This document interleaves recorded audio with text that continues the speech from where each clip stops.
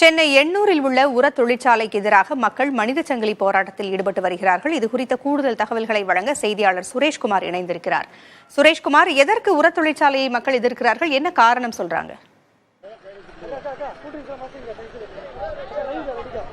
பூங்குழலி, சென்னை எண்ணூர் பகுதியில் அமைந்திருக்கக்கூடியது இந்த கோராமெண்டல் என்ற தனியார் அமோனியா உற்பத்தி செய்யக்கூடிய இந்த உர தொழிற்சாலை. இந்த உர தொழிற்சாலையில் இருந்துதான் இந்த அமோனியா விஷவாயு என்பது கடந்த டிசம்பர் 26ஆம் தேதி நள்ளிரவில் கசிவு ஏற்பட்டது. இந்த கசிவு காரணமாக இந்த உர தொழிற்சாலையை சுற்றி இருக்கக்கூடிய ஏராளமான கிராம மக்கள் பாதிக்கப்பட்டனர். வாந்தி, மயக்கம், கண்ணெரிச்சல், குமட்டல் போன்ற பல்வேறு பாதிப்புகள் இந்த மக்களுக்கு ஏற்பட்டது. அதைத் தொடர்ந்து அவசர உதவியாக அருகில் இருந்த பல்வேறு மருத்துவமனையில் அவர் அனுமதிக்கப்பட்டனர்.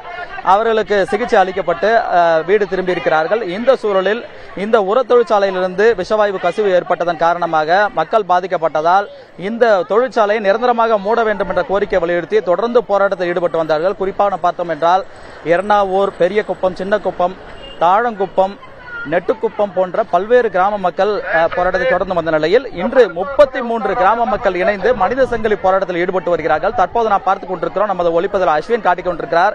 இங்கு இந்த கிராம மக்கள் அனைவரும் மனித சங்கிலி போராட்டத்தின் மூலமாக இந்த விஷவாயு கசிவு ஏற்பட்ட அந்த கோரமெண்டல் உர தொழிற்சாலை நிரந்தரமாக மூட வேண்டும் என்ற கோரிக்கை வலியுறுத்தி அவர்கள் இந்த போராட்டத்தை தொடர்கிறார்கள்.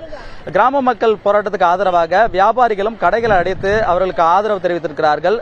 இந்த போராட்டம் காரணமாக இந்த பகுதி முழுவதும் ஒரு பரபரப்பான சூழல் காலம் தொடர்ந்து போலீசார் அதிக அளவில் குவிக்கப்பட்டு பாதுகாப்பை பலப்படுத்தி இருக்கிறார்கள். இந்த சாலை முழுவதுமே சுமார் 5 முதல் 10 கிலோமீட்டர் சுற்றளவில் ஏராளமான பொதுமக்கள் திரண்டு வந்து இந்த மனித சங்கிலி போராட்டத்தை முன்னெடுத்து வருகிறார்கள். இந்த போராட்டத்தில் மீனவர்கள், பெண்கள், குழந்தைகள் உள்ளிட்ட அனைத்து தரப்பினர், வயதானவர்கள் உட்பட ஏராளமான இந்த போராட்டத்தில் பங்கேற்றிருக்கிறார்கள்.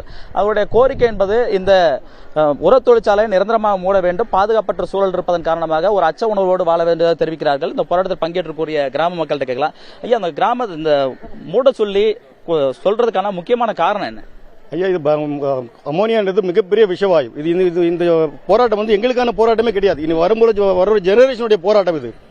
எங்களுடைய மக்கள் இந்த இடத்துல வாழணும். 33 கிராமம் இந்த அமோனியா வந்து வெடிச்சு செதறிச்சினால லைஃப்ஸ்டைல் லீக் ஏற்பட்டாலும் 20 கிலோமீட்டர் சுற்றளவுக்கு பாதிப்பு ஏற்பட்டுரும். பாதிப்புனா சாதாரண பாதிப்பு கிடையாது. மூக்குல, வாயில ரத்தம் வந்து உயிர் சேதம் ஏற்பட அளவுக்கு பாதிப்பு ஏற்படும். எங்களுடைய நிரந்தரமான கோரிக்கையே இந்த அமோனியா தொழிற்சாலை மூடின, அவ்வளவுதான், இழுத்து மூடணும், அவ்வளவுதான். உங்களுக்கு வேற எந்த சொல்யூஷன் கிடையாது. ஏன்னா இது எங்களுடைய போராட்டம் கிடையாது. என்னுடைய தலைமுறை கிட்டத்தட்ட நாங்க வந்து 60-70 வருஷமா அந்த வாழ்ந்துட்டு இருக்கோம். இனி என்னுடைய ஜெனரேஷன் வரணும் இல்லைங்களா? அது வந்து ஆரோக்கியமாகவும் சுதந்திரமா இருக்கணும். எல்லாம் நினைக்கிறாங்க கடல் காற்று வந்து ஆரோக்கியமா இருக்கு அப்படின்ட்டு. ஆனா இப்படி ஒரு அமோனியா கம்பெனி இந்த இடத்துல இருந்து கசிவு ஏற்படுறதுனாலதான் இந்த ஒரு பெரிய பாதிப்பு எங்களுக்கு. அவ்வளவுதான். நன்றிங்க. பூங்குழலி, எண்ணூர் மக்கள் பாதுகாப்பு குழு என்ற அமைப்பு சார்பில் தான் இந்த போராட்டம் என்பது இன்று முன்னெடுக்கப்பட்டிருக்கிறது. 81வது நாளாக இவர்கள் தொடர்ந்து போராட்டத்தில் ஈடுபட்டு வருகிறார்கள்.